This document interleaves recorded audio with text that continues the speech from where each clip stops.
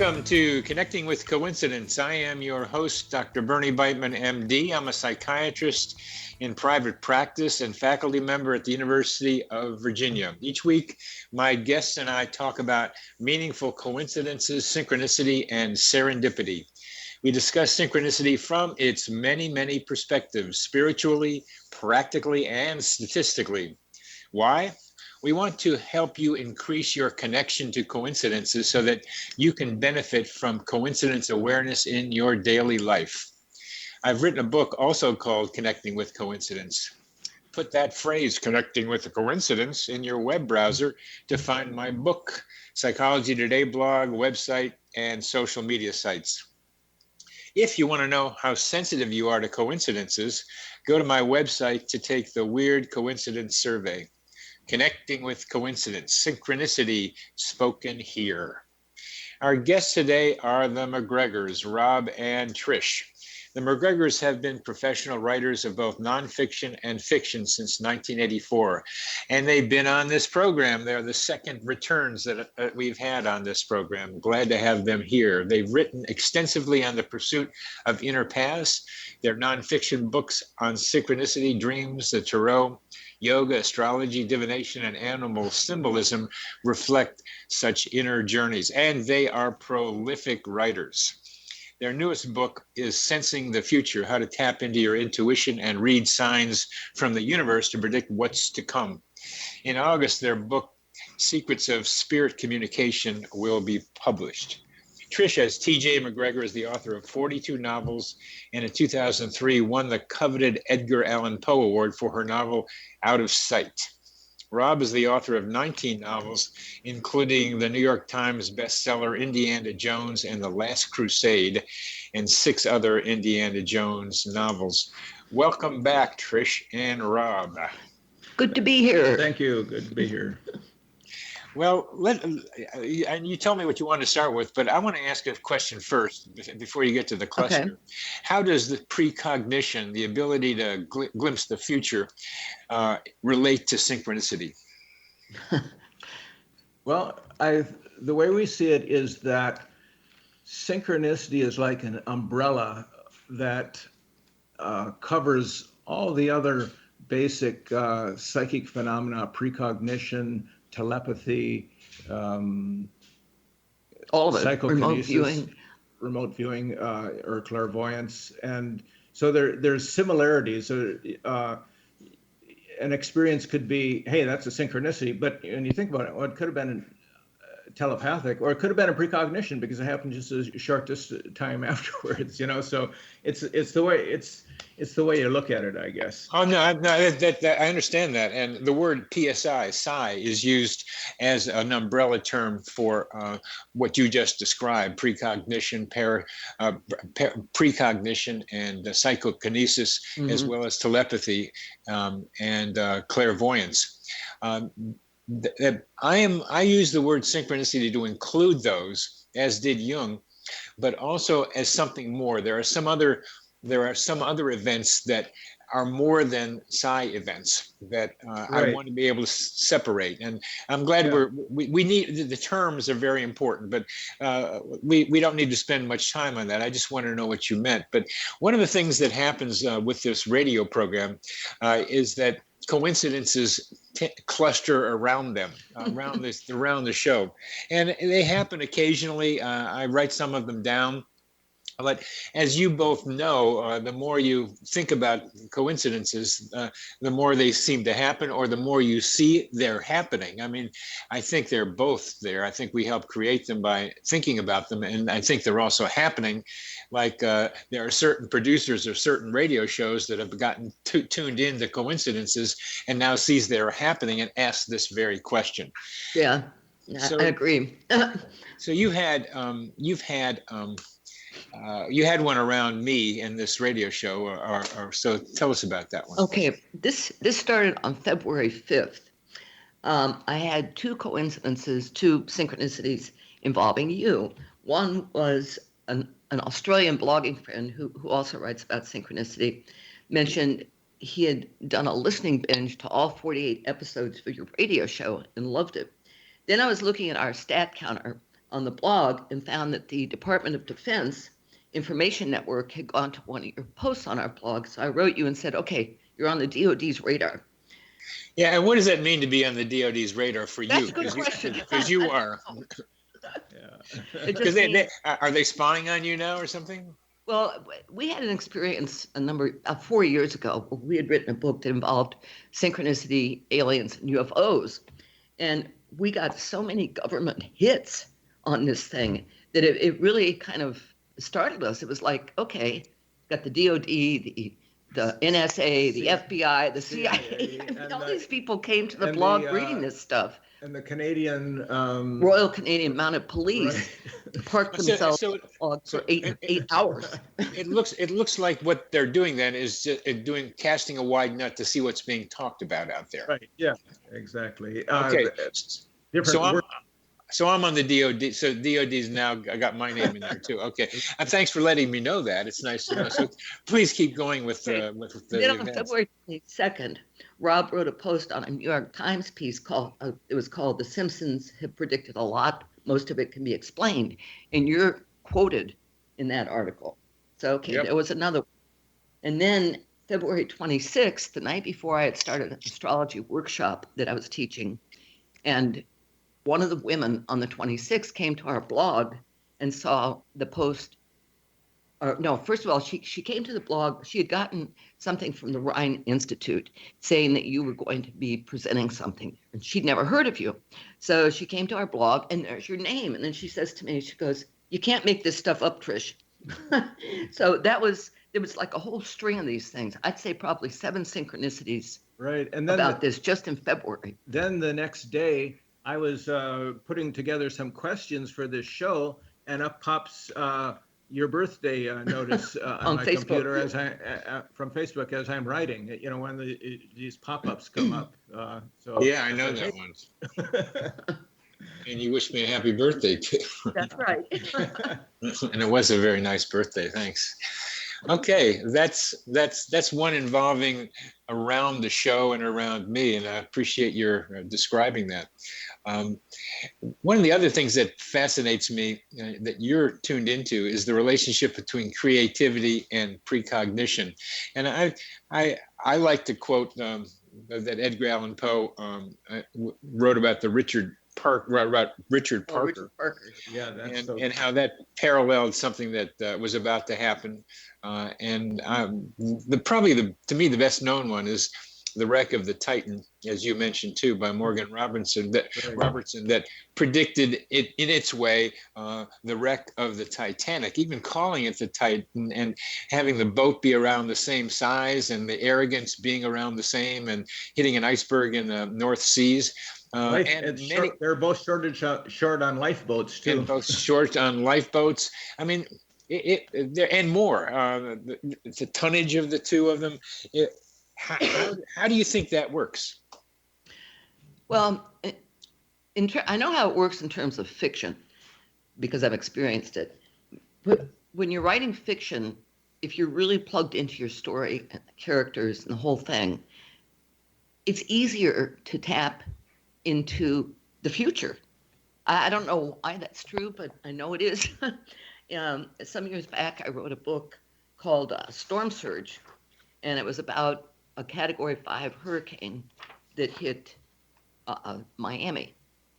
And the thing that was so disturbing about this, I sent it off to the editor on August 14th, 1992.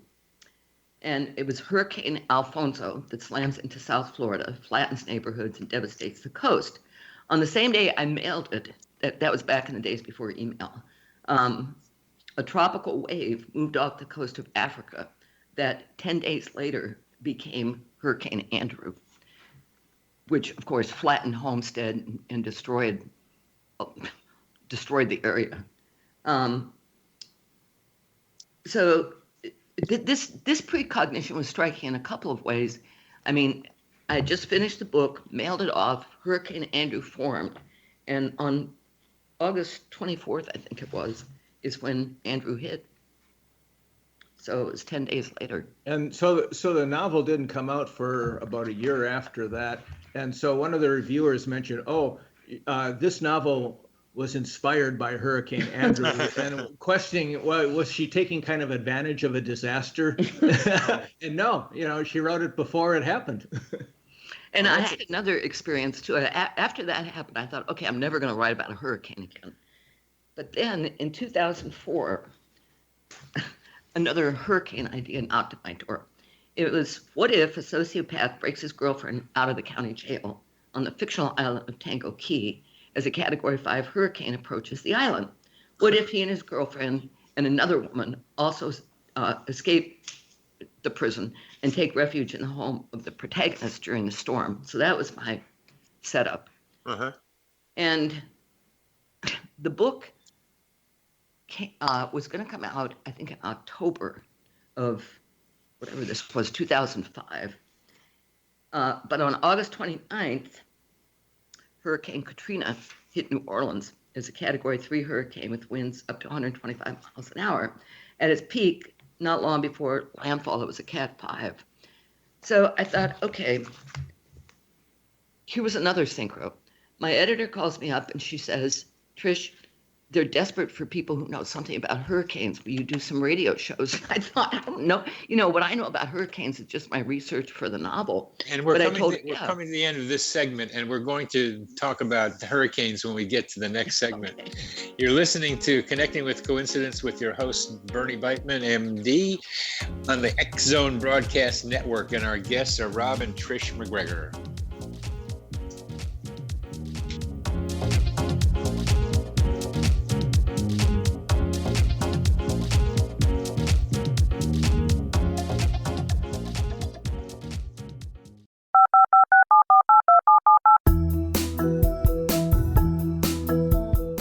Did you know that when you're on the road with limited data or Wi-Fi, you can still listen to the X-Zone Radio Show with Rob McConnell, The Science of Magic with Gwilda Wiyaka, X-1, Dimension X, Space Patrol, and every minute of the X-Zone Broadcast Network by calling 213-401-0080, courtesy of Audio Now. No smartphone, app, or internet needed. It saves your data plan, and it's free if you have unlimited minutes. Call 213-401-0080 to listen on any phone, anytime, anywhere. Remember 213-401-0080 for the best of the paranormal, parapsychology, and sci-fi radio programming anywhere, 24/7, 365. You have heard of the X Zone? Now watch it on Simul TV, plus 500 video games, live TV channels, free video on demand, worldwide, and more. Does this sound like tomorrow's television? Well, it is, but you can have it today, right now. It is Simul TV. Simul TV offers what the others only wish they could provide. 15 exclusive channels like X-Zone, Sci-Fi, and Horror. We are worldwide. No other provider offers that. 500 built-in video games. No need to have an extra expensive system. We have them included. Free video on demand. Live streaming events from around the world. Interactive online network, and much more. Tomorrow's TV today. Simul TV. Sound too good to be true? Well, it's not.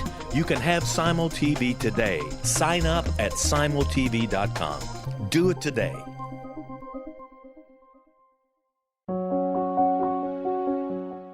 Gwilda Wiyaka's latest book, The Science of Magic Book of Mysteries, Volume 1, is the first book in a series based on her writings that open every episode of the Science of Magic radio show. Drawing on the subject matter of each guest, and armed with over 40 years' experience in shamanism, 35 years in alternative health, and degrees in psychology and religious studies, Gwilda introduces relevant and leading-edge information that supports spiritual evolution and personal empowerment. Rich with wisdom and inspirational quotes packaged in digestible segments, this is a book that will pull you from cover to cover. It will also serve as a daily inspirational reading for years to come.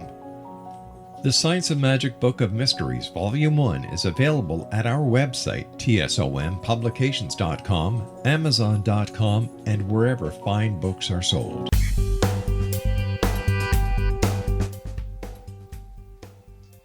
Welcome back to Connecting with Coincidence with your host, Bernie Beitman, MD, where we speak synchronicity. And our guests today are Rob and Trish MacGregor, the prolific writers. And we're talking about right now precognition, related to their recent book on precognition, being able to tell the future, and hurricanes. Now let's go back a little bit. You had this great idea about hurricanes and a guy breaking his girlfriend getting out of jail as the Category 5 hurricane hit one of the keys, a fictional key, and then then what happened?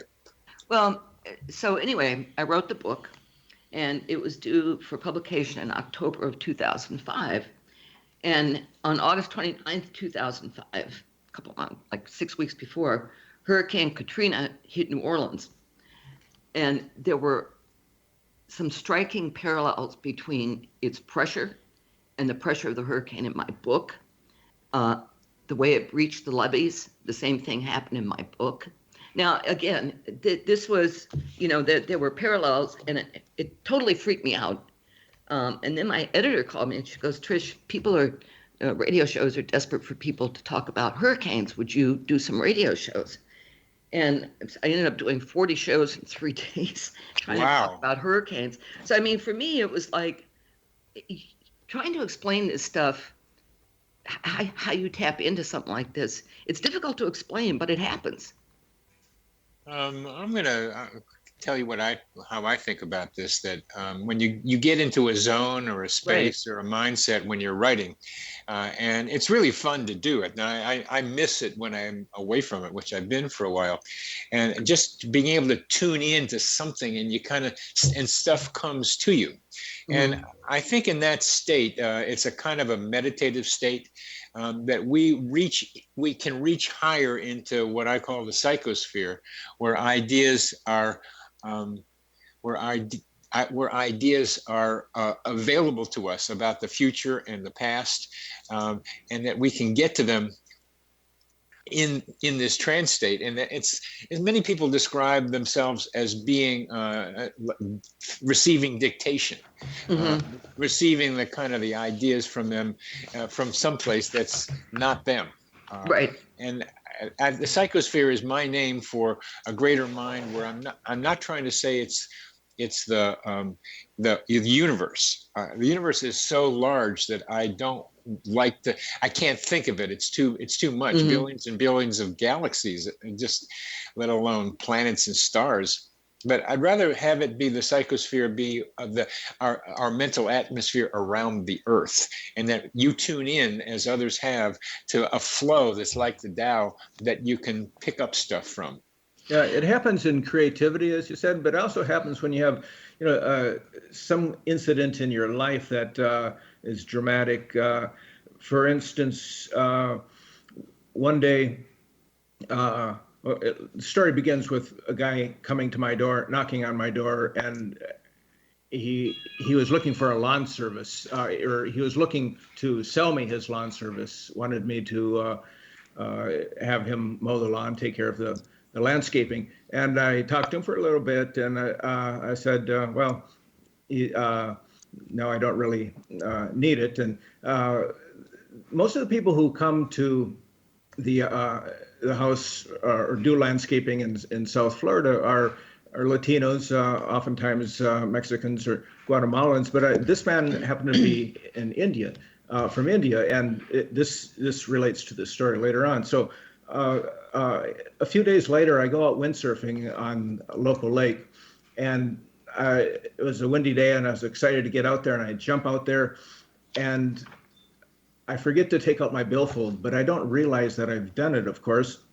I fall down in the water, and down goes the billfold, and I lose it. But I come to shore, and I'm looking around. I think it's on shore. I think it's in the car. I go back home. I think it may be in my office, a drawer, and I look all day, nothing. And so it really seems like it's in the bottom of the lake, but I refuse to accept that it was gone. So several days go by, and I just have this feeling that billfold is going to come back to me. I don't take any action to cancel my credit cards. Try to describe that feeling, Rob, because I think it's really important. I just had one like that last week. I just had the feeling. Wait, try to describe that.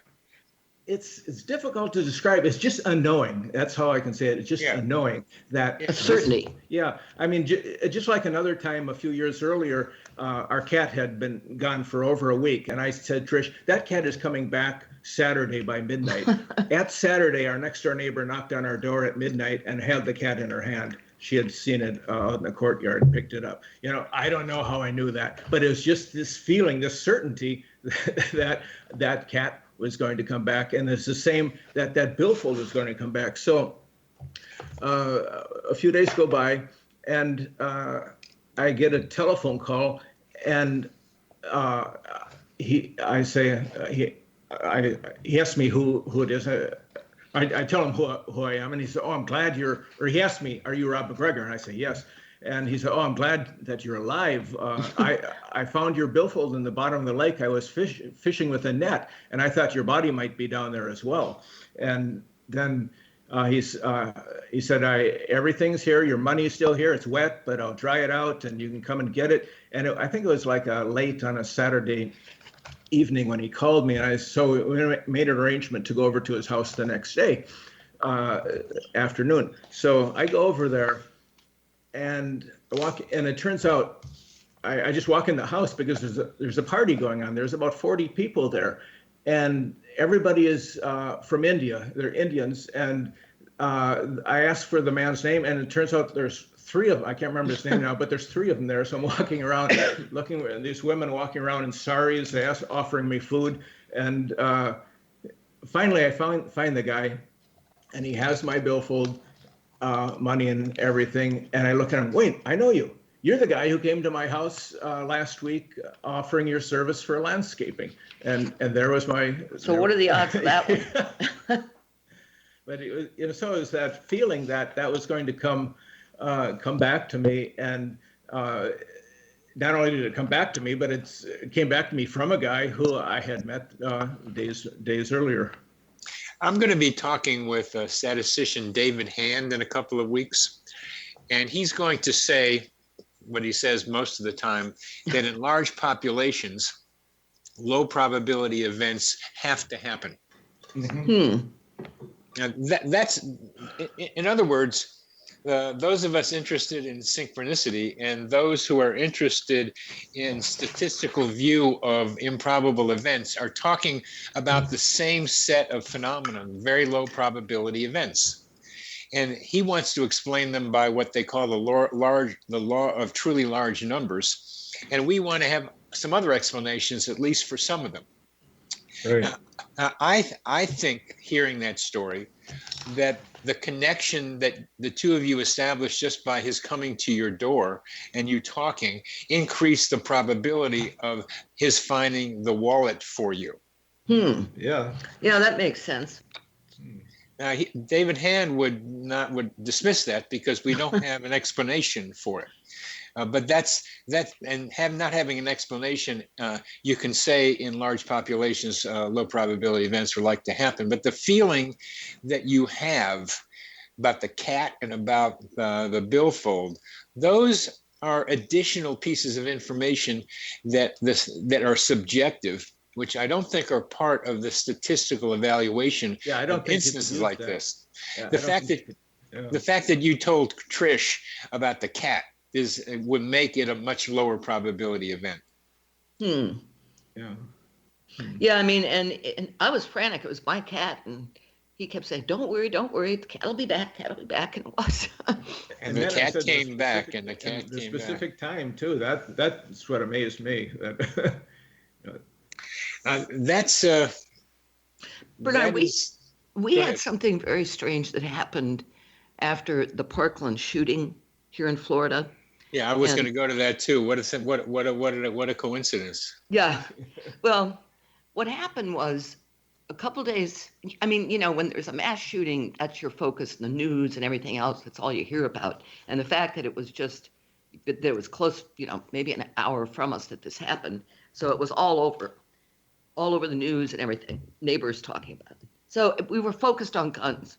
So 2 days later, Rob and I are working. It's a Friday night, I think, Friday or Saturday. Friday. Yeah. About 9 o'clock, and he says, "Hey, somebody's in our yard." Now, we have a fenced yard with a gate. And as soon as he said that, I saw flashlights out in the backyard.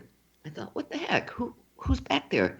So our dogs, we have 2 golden retrievers, suddenly went nuts and barreled out of the house into the backyard. And there are 2 cops with their guns pulled.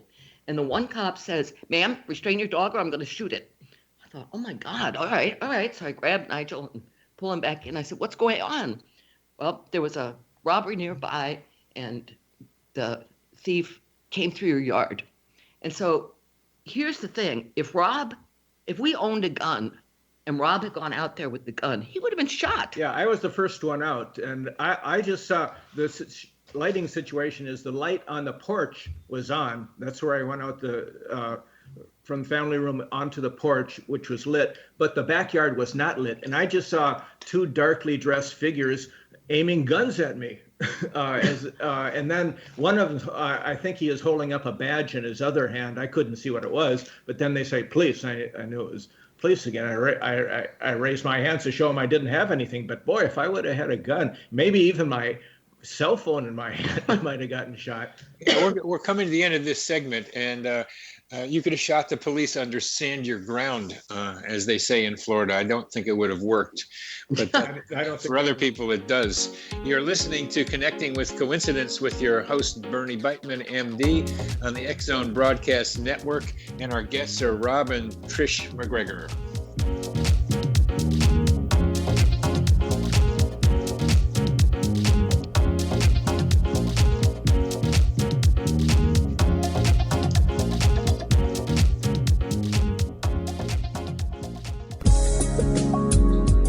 From our broadcast studios in Hamilton, Ontario, Canada, to the world and beyond, you're watching the X Zone Broadcast Network, www.xzbn.net.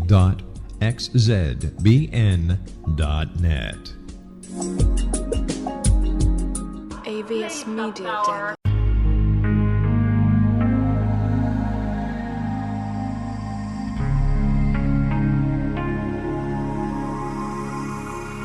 The scientist and the mystic have been on an age-old, relentless search with one thing in common. They seek truth. Their paths converge in the 40,000-year-old practice of shamanism, an ancient science delving to the quantum level of life, facilitating healing, manifestation, and evolution. I'm Gwilda Wiyaka, the founder and director of Path Home Shamanic Arts School, a unique Colorado State certified occupational school, training shamanic practitioners and teachers. We also provide classes for empowering personal lives through shamanism. Our certification classes are in week-long segments enabling international participation, and online classes and long-distance shamanic healing sessions are available. Come discover the science of magic in the limitless world of shamanism. www.findyourpathhome.com.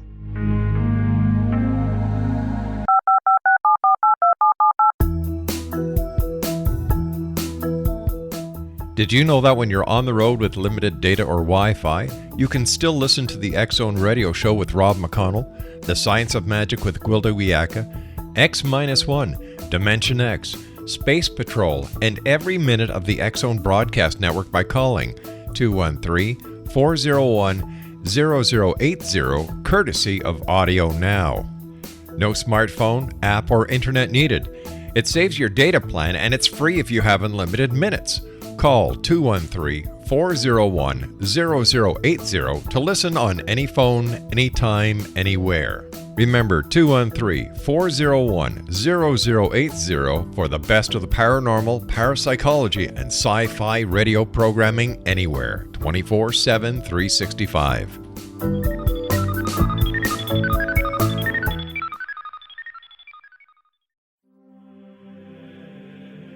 Rob McConnell here, presenting an overview for Nicholas Paul Jennings, author of a fascinating book, Amen. It presents facts revealed by Egyptologists, facts that enable us to understand why Amen is the beginning of creation of God. It provides recommendations for religious leaders of the major religions to unify their beliefs and teach the Word of God. Love one another. Amen informs people how mankind conceived God. It was the Egyptians that developed the concepts of a soul, a hereafter, and Son of God. And finally, after the worship of many gods, they conceived the belief in one universal God, the maker of all there is. For more information, visit www.futureofgodamen.com. That's www.futureofgodamen.com.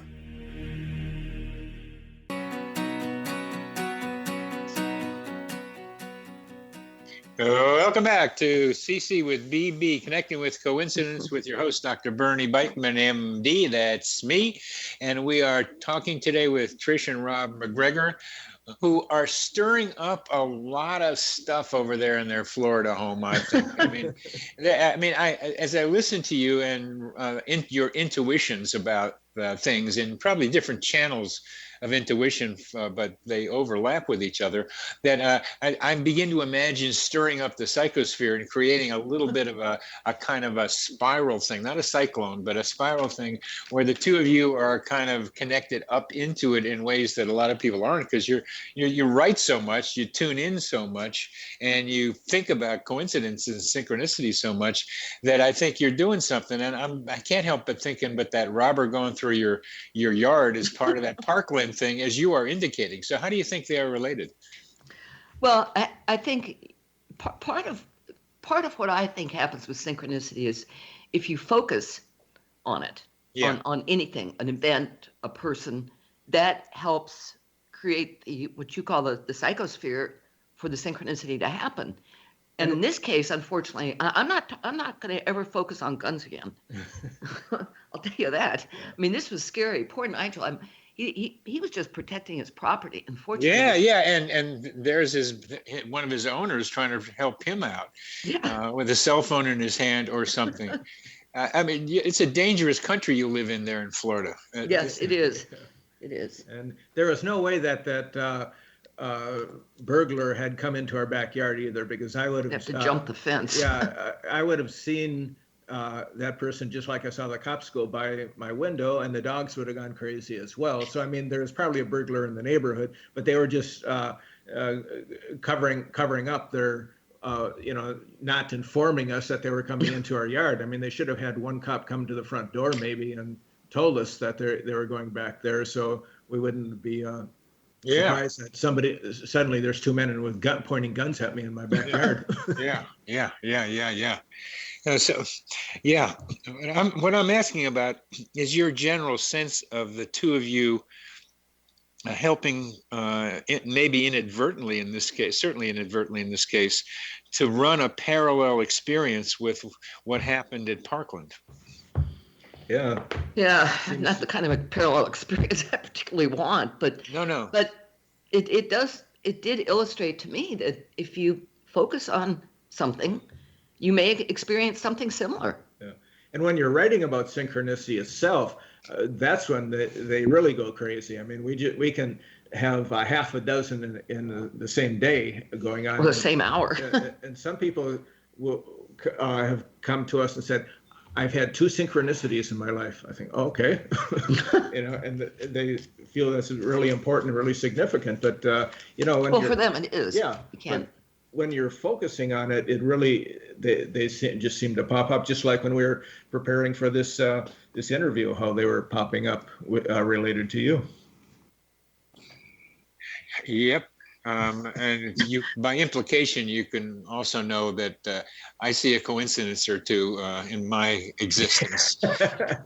It's like on a regular basis too. And now, how does David Hand explain that? I want to really get some good questions to him, not just about individual coincidences like the person who has 2 of them in their lifetime, but people who experience a lot of them. Some of them, when I talk to people, they are filling in blanks to make things into more meaningful coincidences than they probably are. Yeah. And David Hand talks about that. It's like the kind of the law of it's close enough, as he calls it. That people, if you want to see coincidences, you can find 2 events that happen around the same time that look like they're related to each other. And the similarity question is very important to me.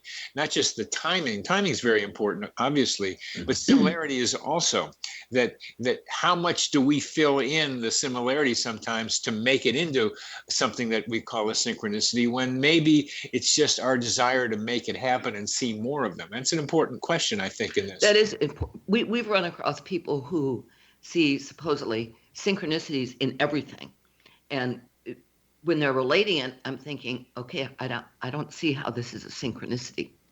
To some extent, synchronicities are very personal. So it's meaningful to the person, but not to other people. But sometimes, you can't really see how that person can see that as a synchronicity at all, because the two events, three events, whatever, just don't seem to connect at all. So we hear those once in a while.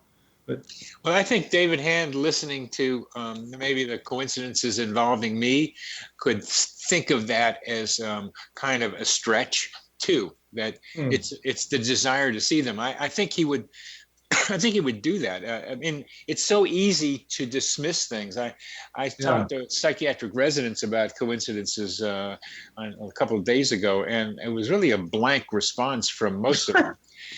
Really? Oh, yeah. But I would think that synchronicity would be really useful in psychiatry. I can't call it really useful yet. I can call it prevalent, that it happens in a lot of different ways. Well, but, I mean, look what happened for Jung. It was useful for him in helping that woman with the scarab beetle thing. Well, that's one story. Yeah, I know. But it's a great story. And it's a great story. And I was giving a talk at the Rhine, as we were mentioning, and there was as I was talking, a stink bug landed on the podium that I was talking from, and the stink bug then started flying around in front of the screen. And the reason why that was interesting to have this kind of connection with a stink bug is that a colleague of mine, Michael Grosso, who wrote the book about the man who could fly, about St. Joseph of Cupertino, had a relationship with a stink bug that he just told me a couple of weeks earlier.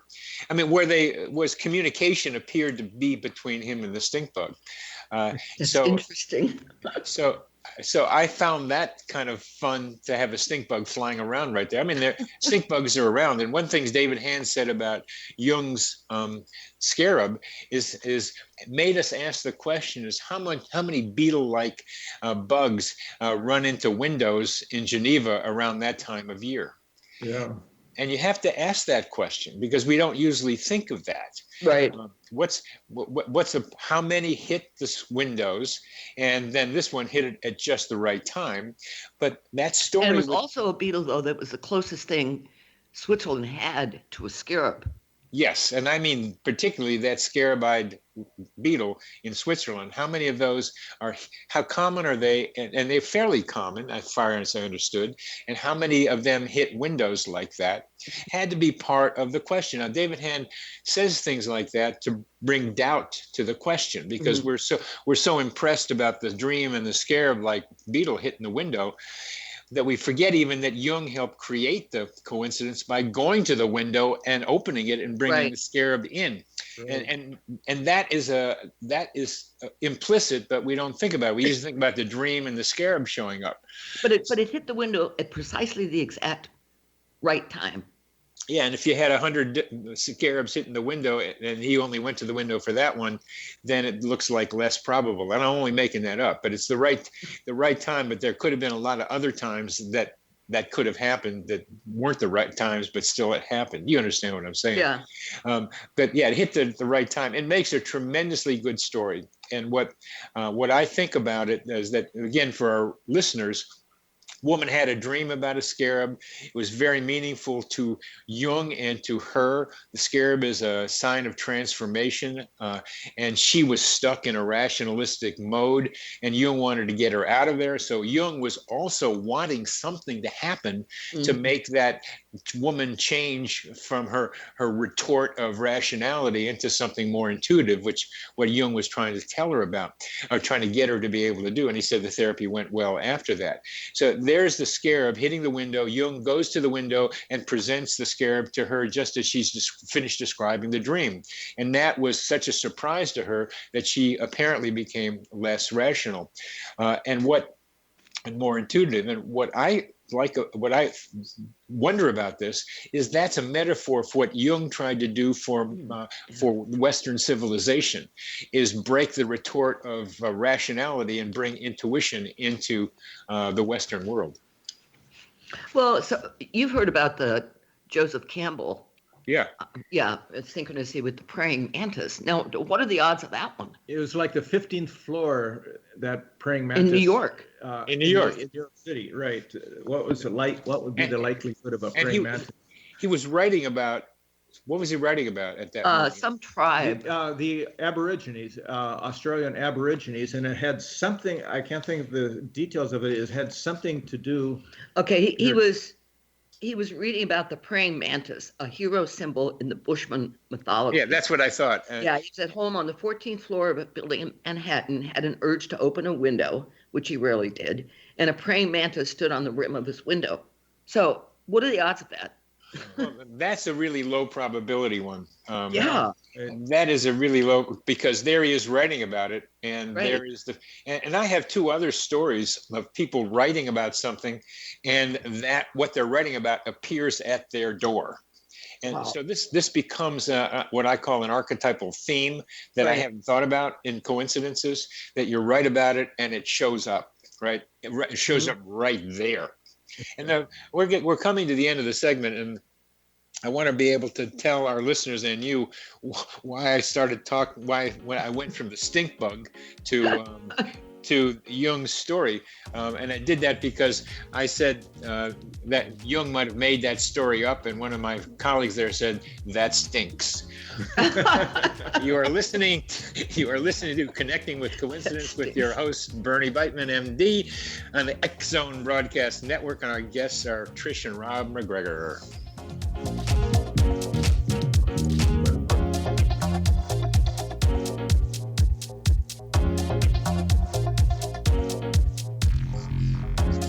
You have heard of the X Zone? Now watch it on Simul TV, plus 500 video games, live TV channels, free video on demand, worldwide, and more. Does this sound like tomorrow's television? Well, it is, but you can have it today, right now. It is Simul TV. Simul TV offers what the others only wish they could provide. 15 exclusive channels like X Zone, sci-fi, and horror. We are worldwide. No other provider offers that. 500 built-in video games. No need to have an extra expensive system. We have them included. Free video on demand. Live streaming events from around the world. Interactive online network, and much more. Tomorrow's TV today. Simul TV. Sound too good to be true? Well, it's not. You can have Simul TV today. Sign up at simultv.com. Do it today.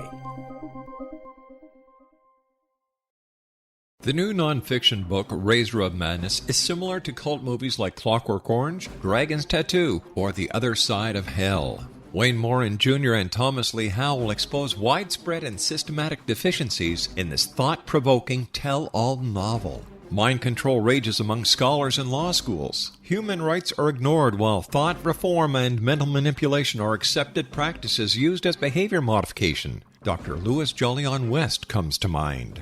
Media and public scrutiny shows that United States mental hospitals are in fact destructive murder industries.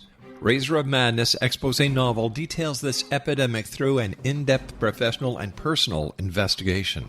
For decades, there has been a revolving door policy that still releases killers and pedophiles back into society. The maestro of mind control continues to haunt America to this very day. Razor of Madness is available in paperback or as a downloadable ebook at Amazon.com. I'm William S. Peckham. If you enjoy a good mystery with a touch of the paranormal, then you'll love my novel, From Out of the Woodwork.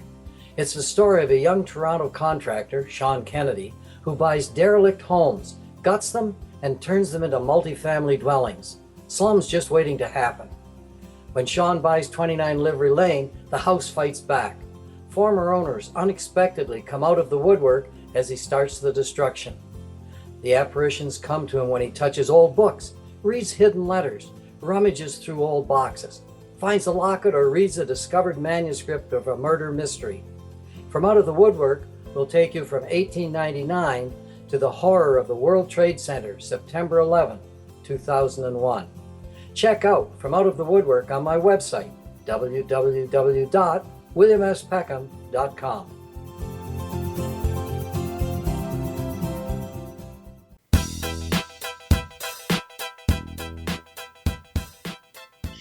Welcome back to CC with BB, connecting with coincidence, synchronicity, spoken here.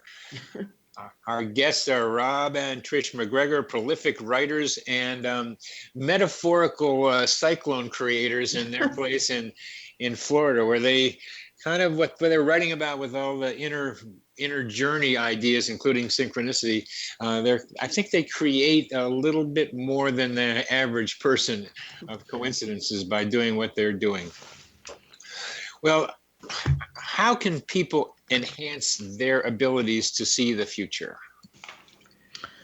Well, for one thing, you can follow impulses. I find that when you have an impulse to do something, I mean, assuming it's not going out and shooting somebody, but an impulse to take a different direction on your way to work or whatever it would be, that's one way. Also, let me comment on that one, Trish, because okay, what I want to differentiate between impulse, like wanting to shoot somebody, get mad, or like wanting to eat that 15th donut or something. Yeah. That's not the impulse. I mean, I want to be able to help all of us develop a better language for the kinds of messages we get that are not particularly rational, but are coming through our intuitive capacities. And that's what you're referring to. You're referring to not impulse, really, but intuitive messages that, like, intuitive can mean inner teacher, like tuition or tutor, to be able to find among the many or several different voices we have inside, those voices within intuition that we want to follow, kind of like what Rob was doing with the cat. And with his billfold, and that's why I ask you to describe it, because that feeling of kind of knowing, but knowing, and knowing, not knowing how you know, is what I want to be able to help our listeners and others to be able to do more regularly. So please continue other ways to be precognitive. Yeah, I think the very first thing, though, is to be open to the possibility that you can glimpse the future. If you think it's impossible, then it's probably not going to happen. So your belief will be proven correct. Believing is seeing. Yes, sir. Yeah. And also paying attention to signs and symbols in your environment. I think that's really important. I mean, it's like we live in an ocean of signs and symbols that talk to each other constantly. And if we're open to hearing it, that's important. It's part of intuition. Now, if you were to say that to David Hand or something, we live in an ocean of sign and symbols, how would you convince somebody, let's say not a real, somebody who says not true, but somebody who might be on the edge of wanting to at least consider it? How would you convince somebody of that? Okay, wait, I got the story. Yeah. All right, suppose you're working on a creative project, okay? And just as you're thinking about it, mulling over an idea, you look up and you see a hawk flying overhead. The hawk is saying, what the hawk is saying symbolically is, look at the bigger picture. That kind of interpretation. Yeah. And also, I think this would be something that could be done statistically. You find out people who are interested in mysteries of the unknown, the paranormal, and people who are not, and see who has the most synchronicities in their life. I would say that the people who are open and aware are going to have a lot more. Maybe he would have an explanation for that too, but I think that, the awareness and the being open to the possibilities is the way. It's important. I think parapsychological research confirms, Rob, what you're just saying. Yeah. And good. Other things are like keeping a journal, paying attention to your dreams. All these things are, putting you in the mindset for being able to experience synchronicities. And that's good. That's good. Yeah. Does this David ever have synchronicities? Say that again. No, I don't. He's a statistician. Yeah, he had one where he had one where somebody, as he was getting his book out and before he got known about it, it's kind of like where you were with your hurricanes. Somebody wrote a book about a statistician who went to the same university that he did, that was studying low probability events, and was married to somebody that did like what his wife did. And he dismisses that as just a low probability event. Really? Yeah. Wow. Yeah.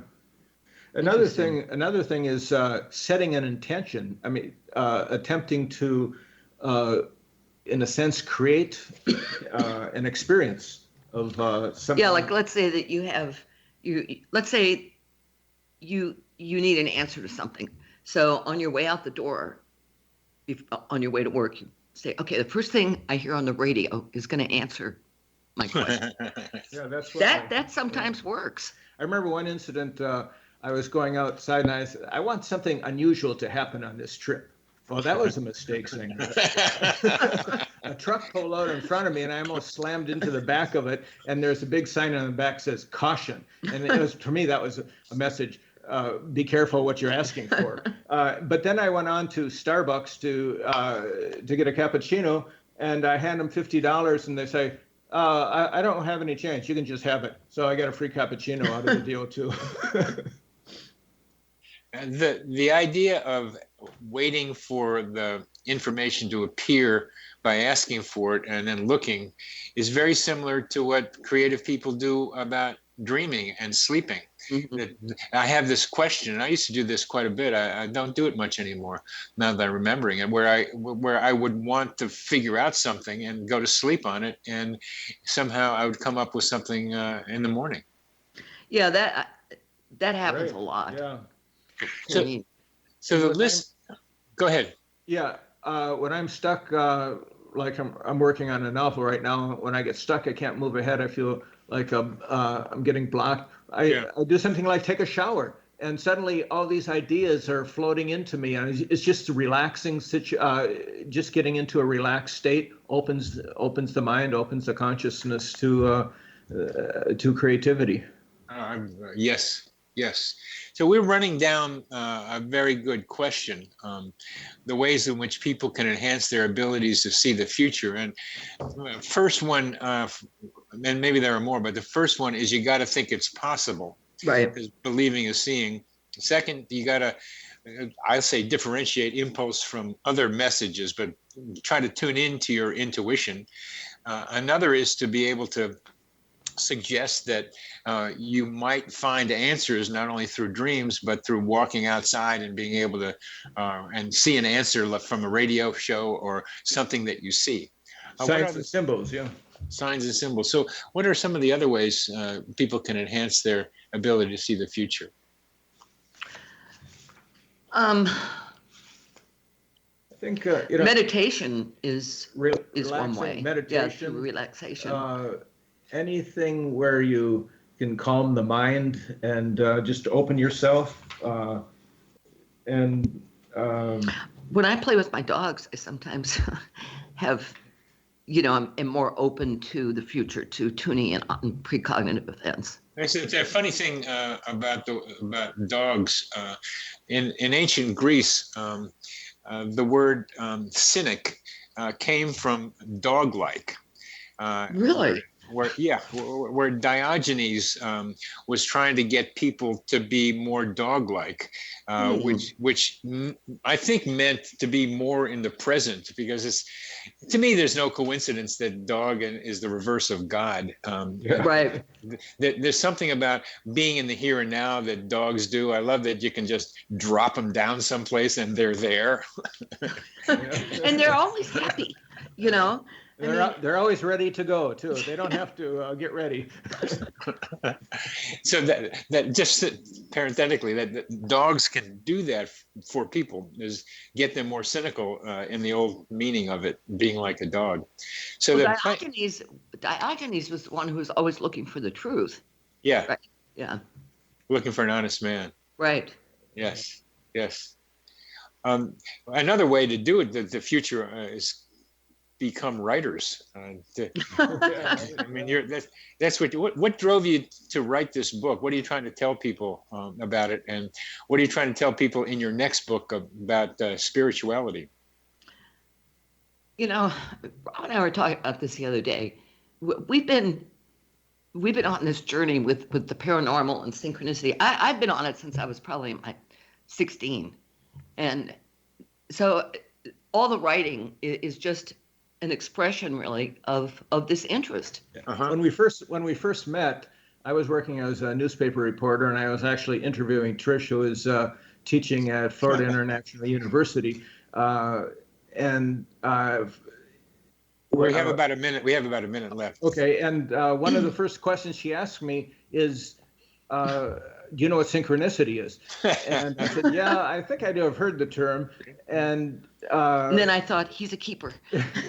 and we ended up. Our first attempt to write a book was about synchronicity early in the early '80s, and we couldn't do it at that time. We just didn't have the experience and the skills, but that it did come back years later.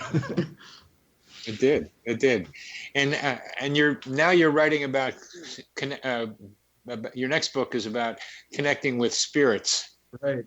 Yeah, and spirit contact. You know how anybody really could connect with spirit. I mean, you experienced that when your dad died. Yes. You know, my grandfather came into my life at a good time too on one of the Jewish holidays on Yom Kippur. Oh, that's cool. So it seemed pretty real enough to me. And how you tell the difference between yourself and others is another problem. But right. That's another question. And we're come to the end of our radio show. It's gone really quickly, and it's been a delight having you with us. Thank you, Bernie. You're a terrific host. We enjoyed it. Thank you very much. Oh, you're very welcome. Glad to have you. You've been listening to the Connecting with Coincidence on the X Zone Broadcast Network, and our guests have been authors Rob and Trish MacGregor.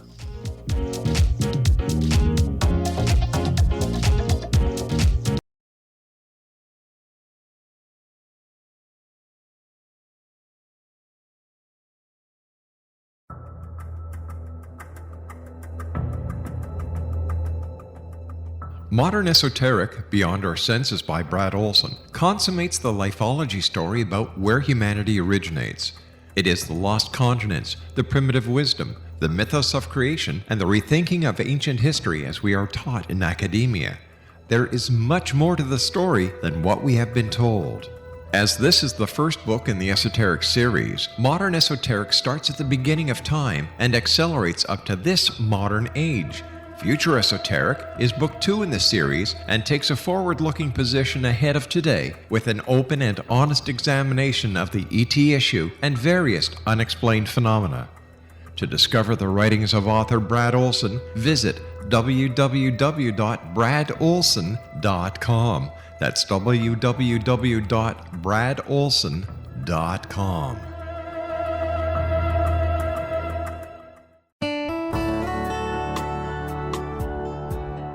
Are you or is someone you know struggling with addictions, depression, anxiety, relationships, low self-esteem, lack of confidence, grief, success, and prosperity? Do you know that your subconscious belief plays a big role in the outcome of your hard work?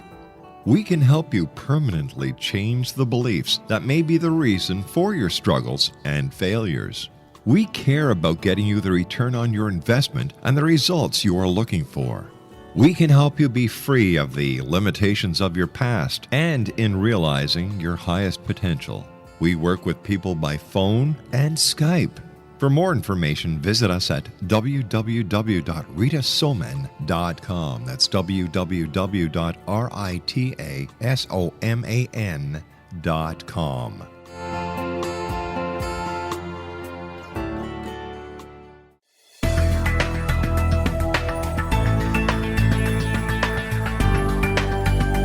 Do you think you have energy problems in your home? Do you feel better when you're away than when you're home? Joey Korn is a global leader in the world of dowsing who specializes in personal energy clearing and space clearing. He can help you create an ideal energy environment in your home no matter where you live in the world. Learn about his remote spiritual house cleaning services and much more at www.dowsers.com. You can get Joey's book, Dowsing, A Path to Enlightenment, as well as other dowsing books and tools, Kabbalah books, and Walter Russell books.